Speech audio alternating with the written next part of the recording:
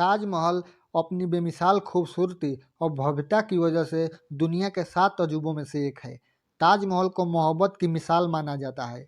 यह मुगल शासक शाहजहां और उनकी चहेती बेगम मुमताज की अटूट प्रेम की याद दिलाता है। आगरा में स्थित इस ताजमहल की खूबसूरती को देखने दुनिया के कोने कोने से लोग आते हैं और इसकी अद्भुत सुंदरता को देखकर हैरान हो जाते हैं। ताजमहल भारत के प्रमुख पर्यटन स्थलों में से एक है और इसी वजह से भारत के टूरिज्म को भी हर साल काफ़ी बढ़ोतरी देखने को मिलती है। ताजमहल की बनावट और सौंदर्य के वजह से इसे विश्व धरोहर लिस्ट में भी शामिल किया गया है। दोस्तों, ताजमहल के निर्माण के पीछे बेहद रोचक कहानी है।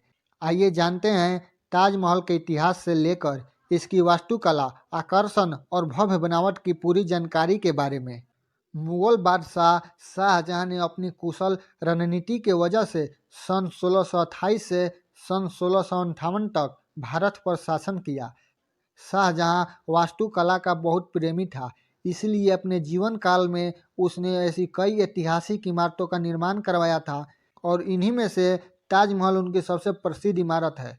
मुगल शासक शाहजहां ने अपनी सबसे चहेती बेगम मुमताज की मौत के बाद उनकी याद में 1632 ईस्वी में ताजमहल का निर्माण शुरू करवाया था। दोस्तों, मैं आपको बता दूं कि ताजमहल मुमताज महल का एक विशाल मकबरा है, इसलिए इसे मुमताज का मकबरा भी कहते हैं। दोस्तों, दरअसल शाहजहां ने अपने प्रेम को हमेशा अमर रखने के लिए ताजमहल का निर्माण करवाया था। दोस्तों, शाहजहां ने 1612 ईस्वी में अर्जुमंद बनो बेगम यानी मुमताज महल से उनकी खूबसूरती से प्रेरित होकर निकाह किया था, जिसके बाद वो उनकी सबसे प्रिय और पसंदीदा बेगम बन गई। शाहजहां मुमताज बेगम से इस कदर प्यार करता था कि वो एक पल भी उनसे दूर नहीं रह सकता।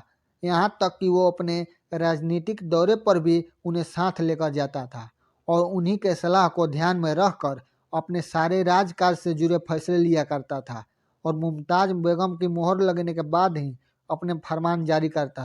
दरअसल मुमताज बेगम जब अपने 14वीं संतान को जन्म दे रही थी, तभी उनकी अत्यधिक प्रसव पीड़ा के चलते मौत हो गई। वही शाहजहां ने अपनी प्रिय बेगम की मौत हो जाने की वजह से बिल्कुल टूट गया था। फिर उसने अपने प्रेम को सदा अमर रखने के लिए मुमताज का मकबरा बनाने का फैसला लिया था, जो कि बाद में ताजमहल के नाम से मशहूर हुआ। इसलिए इसे प्रेम का प्रतीक भी माना जाता है। दरअसल दोस्तों, इसका निर्माण सन 1632 में शुरू हुआ था और सन 1653 में पूरा हुआ था। मोहब्बत की मिसाल माने जाने वाली इस ताजमहल का निर्माण करीब 23 सालों के लंबे समय के बाद पूरा हो सका था। सफ़ेद संगमरमर से बने इस इमारत और इसके सजावट में छोटी छोटी बारीकियों को ध्यान में रखा गया था। यही वजह है कि निर्माण के इतने सालों बाद भी लोग इसकी खूबसूरती के दीवाने हैं। ताजमहल के निर्माण में हिंदू, इस्लामिक और मुगल समेत कई भारतीय वास्तुकलाओं को एक साथ शामिल किया गया था। उत्तर प्रदेश के आगरा में स्थित इस भव्य और शानदार इमारत को करीब 20,000 मजदूरों ने मुगल शिल्पकार उस्ताद अहमद लाहौरी के नेतृत्व में बनाया गया था। हालांकि ताजमहल को बनाने वाले मजदूरों से संबंधित ये कथा काफ़ी मशहूर है कि इमारत बन जाने के बाद इन सभी मजदूरों के हाथ शाहजहां ने कटवा दिए थे, क्योंकि वह चाहता था ऐसी कोई भी इमारत दोबारा नहीं बन सके। दोस्तों, ताजमहल को बनाने में शाहजहां ने दिल खोलकर पैसा खर्च किया था, जबकि उसकी संतान औरंगजेब ने इसका विरोध भी किया था। दोस्तों, शायद आप ये जानकर हैरान हो जाएंगे, पर शाहजहां ने उस वक्त करीब 20 लाख रुपए ताजमहल के निर्माण प्रक्रिया में खर्च किया था। अगर आज के हिसाब से इसकी कीमत देखी जाए तो ये 827 मिलियन डॉलर यानी 52.8 अरब रुपया लगभग होगी। मुगल काल में बने इस ऐतिहासिक इमारत के निर्माण में बहुमूल्य एवं बेहद महंगे सफ़ेद संगमरमर के पत्थरों का इस्तेमाल किया गया था। दोस्तों, शायद आपने सुना होगा कि मुगल शासक अपने शासनकाल के दौरान जितनी भी इमारतें या स्मारक बनवाते थे, उसमें लाल बलुआ पत्थरों का इस्तेमाल किया करवाया करते थे। लेकिन ताजमहल में किए गए सफ़ेद संगमरमर के पत्थरों का इस्तेमाल अपने आप में ही खास बात है, जो कि इसकी खूबसूरती को और भी अधिक बढ़ावा देता है। इस बेहद सुंदर इमारत के निर्माण में 28 अलग अलग तरह के पत्थरों का इस्तेमाल किया गया है, जो कि हमेशा चमकते रहते हैं और कभी काले नहीं पड़ते।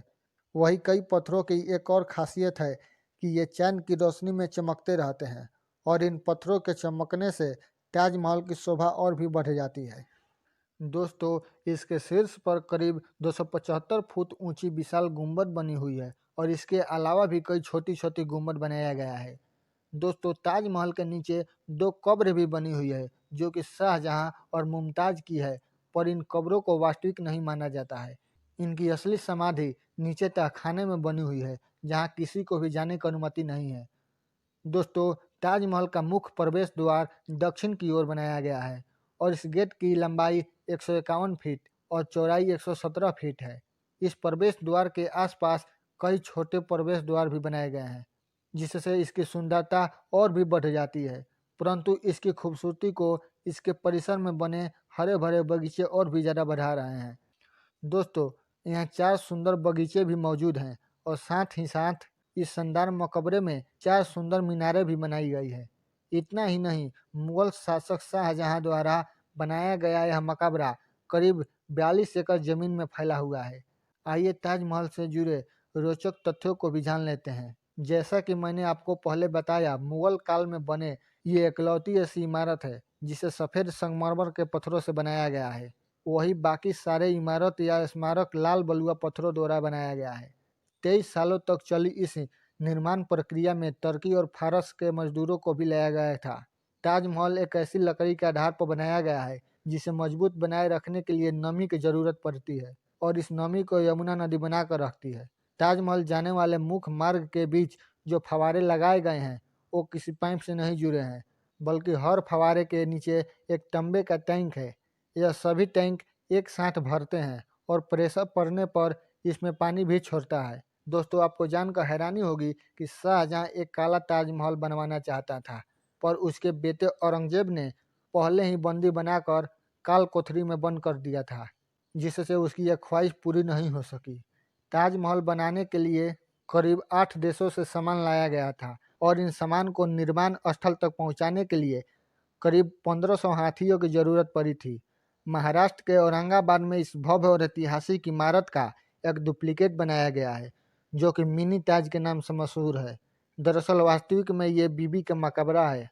तो दोस्तों, ये थी ताजमहल से जुड़े इतिहास की बातें और कुछ रोचक तथ्य। अगर आपको हमारी ये वीडियो पसंद आए तो इसे लाइक और शेयर जरूर करें और चैनल को सब्सक्राइब किए बगैर न जाएं ताकि ऐसी और भी वीडियो आपको देखने को मिलती रहे।